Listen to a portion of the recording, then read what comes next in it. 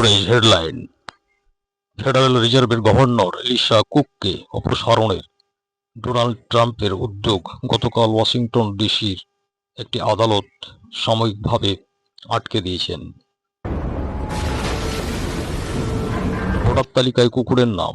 ক্যালিফোর্নিয়ার একটি মহিলা নিজের কুকুরকে ভোটার হিসাবে নিবন্ধন করেছেন, দুবার ওই নামে ভোটও দিয়েছেন। তার বিরুদ্ধে মামলা, 5টি ফৌজদারি ধারা উল্লেখ করা হয়েছে। যুক্তরাজ্যের নতুন স্বরাষ্ট্রমন্ত্রী হিসেবে সম্প্রতি দায়িত্ব নিয়েছেন শাবানা মাহমুদ।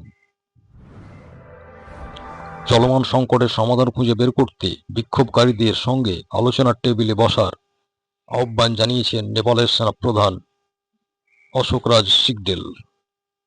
পদত্যাগ করেছেন প্রধানমন্ত্রী ও প্রেসিডেন্ট।